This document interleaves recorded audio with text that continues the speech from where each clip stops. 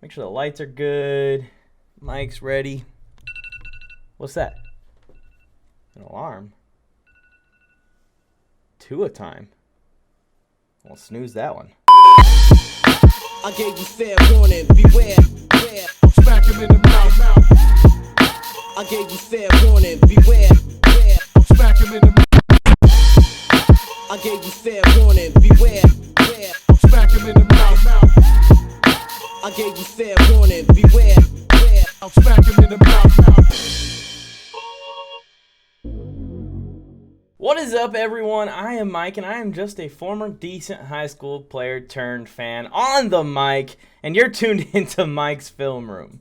This week's episode is going to be featuring Tua Tagovailoa. We're going to take an in-depth look at what he does right, what he does wrong, what's all the hubbub about, both negative and positive. As we know, Tua is a very controversial quarterback in the NFL right now. It seems that you either love him or you hate him, and there is very few people that are in the in-between. I'll share my film study prior to the film study, so I'm excited to get into that, and it's Tua time, right? Dolphins fans, I'll give you your love there. We're going to do all the cheap plugs at the end of the episode, but I just want to do this one plug. Please help me out. It takes 2 seconds. We put a ton of work into the channel, and there is shows, and there's live streams, and there's everything going on 24/7 on the Warzone Sports Network. Just drop down there, tap the subscription button, hit the little notification bell, and smash the like button, and then come on back up to see my decent looking face. Anyways, I think I'm ready. I think you're ready now that you're subscribed and you smash the like button. So let's get into the film study of Tua Tagovailoa. All right, to get ready for this film study, I actually watched 3 Tua games, and I feel like this one against the Kansas City Chiefs really summed up everything for me and really showed what Tua struggles in and shows what he excels in all in one game. Also, he threw the ball 48 times in this game, so we really get to see all of Tua. He made good plays. He made bad plays. The Dolphins did end up losing this game. This was famously the game where Patrick Mahomes threw 4 interceptions, like in the first quarter. I think first quarter and a half of the game. So the Dolphins realistically had a shot at winning this game. Anyways, I'm going to start off with what I think Tua does really well and why I think that he's going to be a starter and a long-term starter in this league. And the first thing I want to point out is how good Tua is when he can get on the move, whether that's in the bootleg or just a pure scramble when he gets in trouble in the pocket. First of all, on the bootleg, I noticed that Tua is very good at identifying where to get the ball to and when to get the ball there. It's definitely a timing thing, and you can tell he's perfected it. Bam, this play right here turns into a touchdown to Mike Gesicki. You're going to see, once he gets out on the move, he looks very comfortable. Everything looks real natural, and he delivers a good ball to the right player at the right time, and it results in a touchdown. And the Dolphins ran a lot of bootlegs and got him on the move a lot just because they recognized his strength and they wanted to use and abuse it. Also, this style of play can be sneaky when you don't have the weapons to just line up and beat your opponent.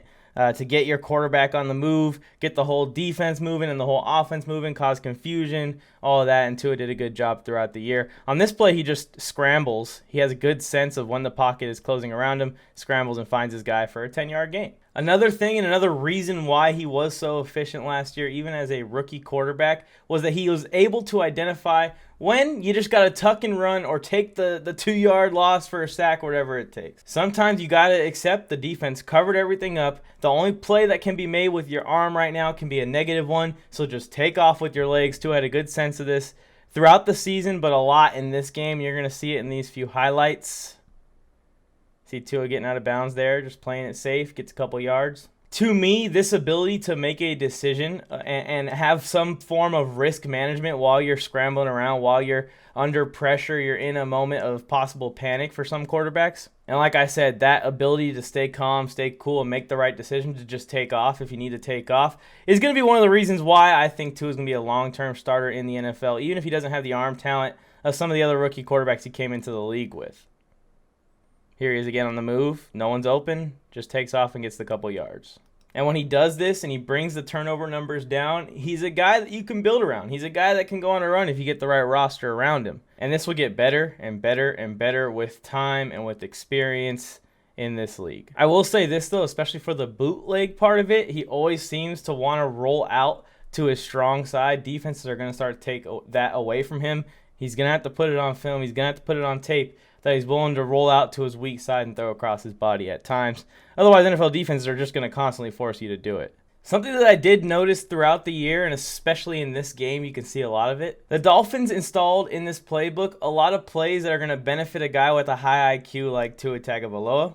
Brian Flores and the offensive coaching staff did a good job at identifying that IQ and the love and the passion for the game is Tua's biggest strength, more so than the cannon. And they gave him a lot of play calling. They gave him a lot of situations where he just has to make a pre-snap read and go to the guy that's going to be wide open off the snap of the ball. So we're talking slants, we're talking ins, we're talking anything that is snap, catch, step, throw. That easy. He's already identified where he's going before the ball is even snapped. He doesn't have to do any mid-play thinking or mid-play reading of the defense. He knows exactly where he's going with the ball right as the ball is snapped. And this also drove his efficiency numbers through the roof. You see a lot of completions, a lot of easy completions, and this was Tua's strength, was to assess, read, and figure out where the weakness is in the defense across from him, and then get it to his guy immediately and on target enough to where it's going to be a completion 9 times out of 10, probably more like 19 times out of 20. He's good at identifying the zone, finding the hole in the zone, or identifying the blitz and throwing where the blitzer is coming from, where there's going to be a hole for a second. And again, this kind of stuff can lead to long-term success in this league. Because if you have a great defense, he's converting these third and shorts, doing this kind of stuff, you can find success. You can put W's on the board in the NFL with a guy like Tua. And also, like I said, he's just going to perfect this more and more throughout his career. And this will just become more and more efficient with this throughout his career. So yeah, that's the 2 biggest strengths that I have for Tua and the 2 things that I really took from watching film. And that primarily being decision-making on the run and decision-making pre-snap when the play is designed to where you just got to find the hole in the zone. And like I said, the key, snap, catches the ball, turns, throws. Tua can do that, and he can do that at a high level. But, however, when you ask him to just stand there in the pocket and make reads down the field or make plays down the field, not quite on the same level as his short to intermediate passing. On this play, the play caller gives him something that's going to require him to take a shot down the field, possibly. Pre-snap, the Chiefs are lined up in a little bit of an unorthodox cover 3. You could argue that this is a cover 2, but when you start to see this safety roll towards the line of scrimmage, you can kind of start to assume that's a cover 3, and then when you see him commit to playing that zone right there, about 10 yards from the line of scrimmage, you know it's a cover 3. The free safety went over the top, and the 2 corners are playing off and deep. So the hole in this zone, and what Tua should recognize that he should keep an eye on or try and attack, is going to be that little zone in between the free safety and the linebackers. Especially the linebackers don't get back deep enough. There's a huge hole in the middle of the field for a guy like Mike Gesicki to take advantage of. However, instead of making that play, instead of getting the ball over the middle to a guy like Mike Gesicki, who has a route called to beat this zone coverage, Tua kind of locks in on the outside receiver. And you'll see it with his head here. He's staring at the outside receiver the entire time. And he doesn't even see how open Gesicki gets here over the middle before he eventually just checks it down to the running back. And you're going to see this throughout the film study, throughout the rest of the film study. He really leaves a lot of big plays on the table. He leaves a lot of opportunities that would be touchdowns with other quarterbacks in this league, turn into incompletions, turn into interceptions, or turn into checkdown. Like I said, rather him do the check down than the latter. And that's my biggest problem with Tua this year and with the Dolphins overall when I'm talking about projections for how many games they're going to win. The league is built around those big plays. The league is built around being able to press the ball down the field unless you have like an all-time level roster, all-time level defense. There's going to be a few exceptions. The teams that are built like the Browns, teams that are built like the Buccaneers, they may not have to emphasize so much the big play, but when you're the Miami Dolphins, you're playing the Kansas City Chiefs, and you're in a situation where Mahomes is throwing picks like crazy and struggling, you need to make these kind of plays.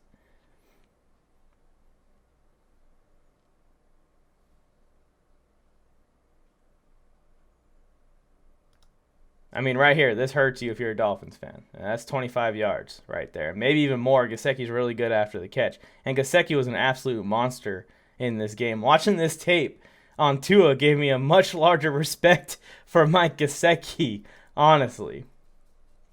On that play, that's just a mistake. a bad read by Tua there, or just a missed read, if you will. It wasn't necessarily a bad read. It didn't lead to a turnover or anything like that. It was just a big play left on the table. These next 4 plays are going to show the biggest problem I have with Tua, and that is being arm strength, or what people call arm talent nowadays. The reason that this is the biggest problem for me with and how it's going to hold the Dolphins back as a whole is that the arm strength and arm talent thing can't really be improved too much. He just doesn't have it, and some people just don't have it. We're not all born with a Justin Herbert or a Josh Allen kind of rocket launcher of an arm. But you saw many examples in this game where not having that arm strength, not having that arm talent, probably actually cost the Dolphins this one, because there are multiple touchdown scoring plays that would have been made by 15 other quarterbacks in this league right now. Maybe even 20. You know what I mean? And there's the inaccurate guys that have the arm strength, but they don't have the accuracy that Tua possesses. So maybe those guys still don't make these throws, but at least they have the ability to get it far enough down the field to make these throws with the correct amount of zip. Don't get me wrong, Tua had his moments where he fit some balls into some tight windows, usually in the short to intermediate passing range, but he just wasn't very consistent at delivering high-degree throws like this one that you're about to see. You're going to see Devontae Parker here running a corner from the slot, and you're going to see that he gets a little bit of separation. And in the NFL, that's open. Right there, Devontae Parker is open for a touchdown. You got to sail that ball towards the corner, let Devontae run under it, and snag it right there in the corner of the end zone. He has plenty of separation to do this, but Tua just doesn't have the strength to get it all the way to the corner like that. And to me, this right here shows why Tua's ceiling is much lower than a guy like Joe Burrow or a guy like Justin Herbert's ceiling. I mean, this ball needs to be up in a whole different area, more towards the corner of the end zone. I'll put a circle here of where he wants to deliver it based off of how the separation looks for Devontae Parker from this angle. And you can really see it from this angle. Devontae Parker had this guy beat when he turned his head and had to come back towards the ball that was underthrown. That's what led to the DB even having a chance to break this up. And again, like I said, this lowers Tua's ceiling quite a bit just because he can't make the plays. And it's physically not possible, and it's an arm strength thing. It's a God-given thing. He can improve it a little bit with his mechanics and with his throwing motion and all that. But there's only so much you really can do. I mean, check out this play. Tua does everything perfect. He reads off the snap that this is man coverage. He can tell by seeing all of these DBs lined up on the receivers at the line of scrimmage with an inside shade. And if there's any doubt that that safety over the top is dropping back into a deep zone, all Tua has to do is look at him. When he sees him take steps forward, that means he's covering either a zone forward or a man forward. And seeing everyone else in man coverage, I don't think the safety is going to be just standing in the middle of the field unless he's like a QB spy or he's covering the running back or something like that. And in all of these scenarios, you want to find your fastest receiver, especially if he's already got a go route drawn up. And in this situation, it's Jakeem Grant, and Tua does it. He identifies exactly where he wants to go with the ball immediately. The heat is obviously coming here, and Tua does an amazing job in the pocket. Watch what's about to happen. He evades a sack here. He prevents a sack from happening with his feet. And this is why I was saying that he's so strong with his poise in the pocket. He knows when to make a move. And then right here, he gets a shot to set his feet, which is exactly what you want to do when you know you have the time to do it, and he should be able to throw a perfect ball on the money down the field, but guess what? It's underthrown. You can see it from this angle, and this should upset Dolphin fans a lot more, especially when you see this ball in the air and you see how much separation Jakeem Grant has from the DB, no safety over the top. This should be a touchdown pass because Tua just doesn't have the arm strength to do it, and it really should scare Dolphins fans when you get time to set your feet and you still miss this kind of a throw, because Herbert, Burrow, and like I said, 15 to 20 other quarterbacks in the league will turn this into a touchdown. Instead, it's underthrown and actually intercepted. And I don't mean to keep doing this, and I don't mean to keep throwing it in your guys' faces, because the guy was taking a pick after Tua, but Justin Herbert makes this throw. All right, this is my favorite play of the entire film study, and we have to look at it. And if you're a Dolphins fan, you probably know what's about to happen next, just based off of how they're lined up and knowing what took place in this game. This was one of the best catches of the entire season across the league. But once again, Tua does everything perfect on this play. But the same thing holds him back once again. You can see that this is a too-high man coverage. A cover two with the DBs lined up in man coverage. You can recognize this based off where the safeties are lined up, based off the DBs, like I said, being pressed up to the line and inside shade. And what you want to attack in this situation is the deep middle of the field, especially with Tyrann Mathieu being lined up all the way over on the numbers over here. That middle hole, Tua should recognize is going to be the spot he wants to attack if he's going to take a shot downfield on this play. So keep an eye on Mike Gesicki here and the route that he runs. Perfect to burn this coverage.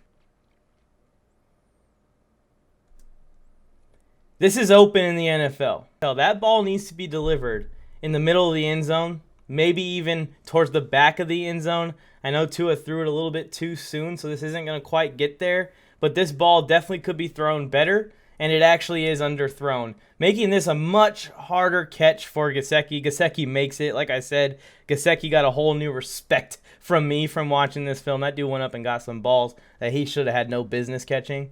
I mean, in fact, this catch is one of the best catches amongst all players in the entire NFL all year last year.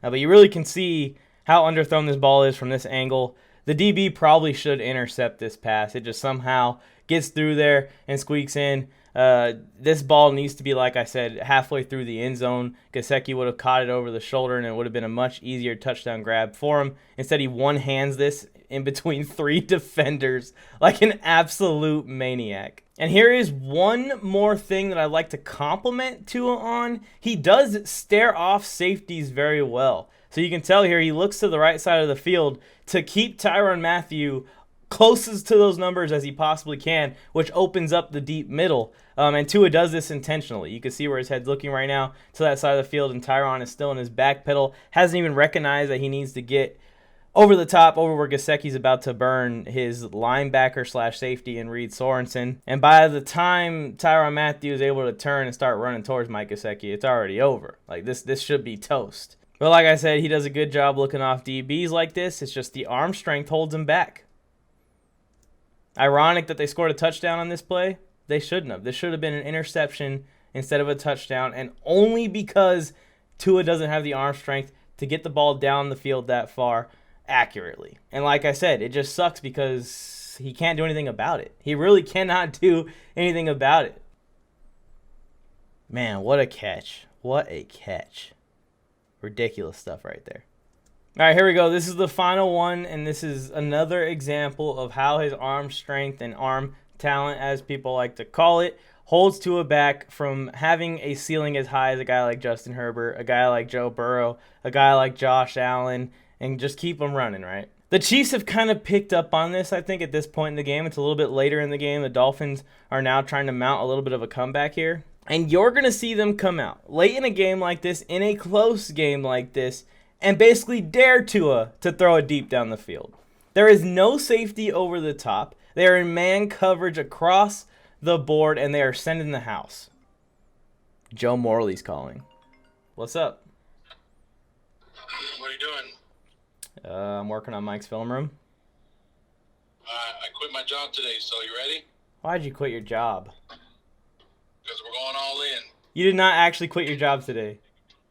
I'm a badass, though. Anyways, as I was saying, the Chiefs are not bluffing here. They are actually sending the house. They are actually in cover 0, is like what we like to call it. There's no safety help. Everyone is man-to-man across the board. Tua's going to look for his best matchup once again and try and get the ball to him. I said try as a key word in that because, again, the lack of arm strength kind of limits what he can do in this situation. You want to press the ball down the field in this situation. You want to take your shot. This is the perfect opportunity to make a big play happen, and he just can't do it. And he does face a little bit of pressure. I will give him that. But like I said, there's 15 quarterbacks that make this throw, and this turns into a touchdown or just a really big gain.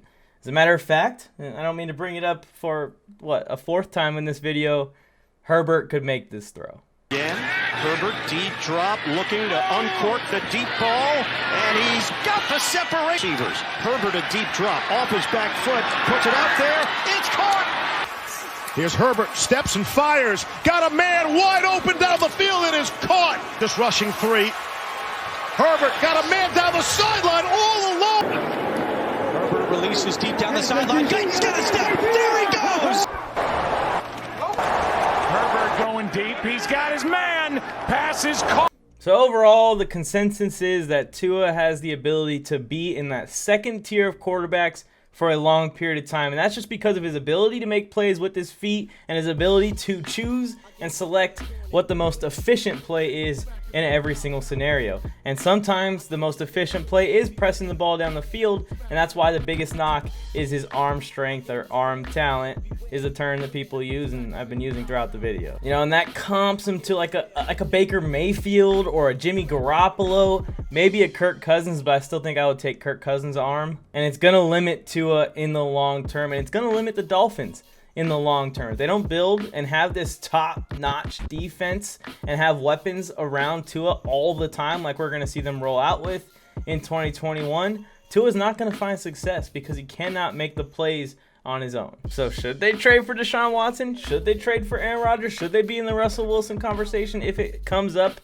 this offseason? In my opinion, yes. They should. Thank you guys for tuning in. This is the first Mike's Film Room where I got on here and maybe spoke a little bit more negatively about the player than I did positively. So please don't chew me up too much in the comments, but definitely drop down in the comment section below. Let me know your thoughts on the film study and your thoughts on Tua Tagovailoa and where you see his ceiling, where you see his floor, and how you think his career is going to go from here on out. Tonight on the Warzone Sports Network in approximately an hour, we're going to be live with the NFC South preview. We're going to talk about Tampa Bay Buccaneers. We're going to talk about Sam Darnold and those Carolina Panthers. We're going to be talking about Kyle Pitts, Calvin Ridley, Matt Ryan, Mike Davis, and the new Falcons offense. You don't want to miss it. I hope I see you guys there in the chat. If you come from this video to that live stream, go ahead and leave a comment in the chat that that's what you did, and I'll give you a shout out live on the air. Tomorrow, Sports Force is dropping as it always does, and as of right now at its usually scheduled time. You don't want to miss any of this, so be sure you hit that subscription button, a little notification